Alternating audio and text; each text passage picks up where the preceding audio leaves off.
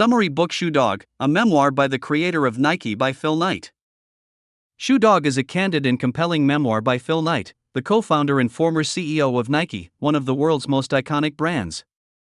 The book chronicles Knight's personal and professional journey, from the early days of his company in the 1960s to its rise as a global powerhouse in the world of sportswear. Knight's story is one of perseverance, risk, and relentless pursuit of a dream, set against the backdrop of the booming American economy and the birth of a cultural phenomenon. The early days, from passion to business.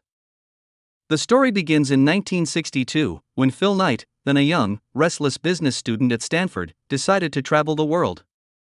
Knight's journey took him to Japan, where he encountered a small company called Onitsuka Tiger, which would later become ASICS. After securing a deal with the Japanese company to import their shoes to the United States, Knight returned home and started selling shoes from the trunk of his car. This humble beginning would later become the foundation for Nike, though Knight didn't know it at the time. Knight's first business partner, Bill Bowerman, a track and field coach at the University of Oregon, was instrumental in the early stages of the company. Bowerman's obsession with making the perfect running shoe led him to experiment with different materials and designs, including a famous moment when he poured rubber into his wife's waffle iron to create the first waffle trainer sole, a key innovation that would become Nike's hallmark. Together, Knight and Bowerman founded Blue Ribbon Sports, BRS, in 1964, a small distribution company selling Onitsuka Tiger shoes. However, as the company grew, Knight and Bowerman began to feel stifled by Onitsuka's control over the distribution and profits. Eventually, in 1971, Knight made the bold decision to break away from Onitsuka and create his own line of shoes under the Nike brand name, named after the Greek goddess of victory. Building Nike, Struggles and Triumphs. From its inception, Nike was a company defined by ambition, innovation, and constant risk. Knight recounts how the company initially struggled with finances, production, and marketing. The early years were filled with challenges, cash flow problems, relentless competition, and growing pains that left the company on the brink of collapse multiple times. Knight, who was often operating in a state of financial crisis, had to take out loans, often from family and friends, just to keep the company afloat. One of the most pivotal moments in Nike's history came in the early 1970s when Knight hired Jeff Johnson, who became the company's first real marketing visionary. Johnson came up with the idea of creating the first Nike store, focusing on branding and marketing rather than just selling shoes. At the same time, Knight and Bowerman continued to push the boundaries of shoe design, creating lighter, more durable footwear for runners, and attracting top athletes in the process. Nike's success also came from its innovative use of endorsements. Knight took a gamble on young athletes, notably Steve Prefontaine, a rebellious and charismatic track star from the University of Oregon, who became the face of Nike in the early 1970s. Prefontaine's untimely death in 1975 was a devastating blow to Knight, but it also solidified Nike's commitment to its athletes and the spirit of competition that was at the heart of the brand. The Nike swoosh, brand identity, and growth. A key part of Nike's meteoric rise was its iconic swoosh logo, which was designed by Carolyn Davidson, a graphic design student at Portland State University. Knight talks about how the logo, once met with mixed reactions, became one of the most recognizable symbols in the world. The design was simple, dynamic, and conveyed motion perfect for a company focused on sports and performance.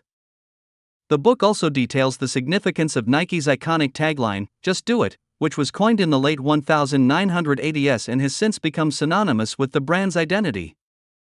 Nike's marketing campaigns, including the use of celebrity athletes like Michael Jordan, Serena Williams, and Tiger Woods, helped establish the company as not just a shoe manufacturer, but a cultural force that symbolized determination, excellence, and the pursuit of greatness.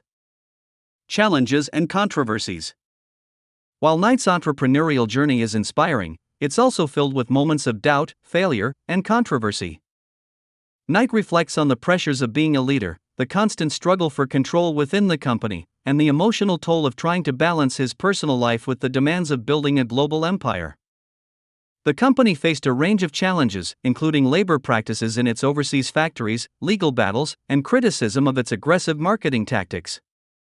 Despite these setbacks, Knight's unwavering belief in Nike's potential drove him forward. He shares the emotional and psychological toll that came with navigating the cutthroat corporate world, from his complicated relationship with his family and colleagues to the long hours and personal sacrifices that came with building the company. Nike's success, according to Knight, was not just the result of hard work and talent, but of grit, timing, and sometimes pure luck. Nike's legacy and global impact. By the time Nike went public in 1980, it was already on the path to becoming the global brand it is today. Knight, however, remained humble, admitting that much of Nike's success was the result of not only his own vision but the contributions of the team of people who supported him along the way. The memoir details how Nike transformed from a small company into an international powerhouse, becoming synonymous with not just sports, but also youth culture, fashion, and even social change. As Knight reflects on his decades-long journey, he emphasizes that Nike's success was never guaranteed, and that failure was always a very real possibility. The story of Nike, Knight argues, is not one of brilliance or perfection, but of resilience in the face of constant challenges. Nike's triumphs, Knight suggests, were built on the foundation of taking risks, making mistakes, and continuously reinventing itself. Conclusion: the power of persistence. Shoe Dog is a raw, honest, and deeply personal memoir that offers readers an insider's look at the trials and tribulations of building one of the most iconic companies in the world. Knight doesn't shy away from sharing the hardships, the mistakes, and the overwhelming pressure he faced along the way.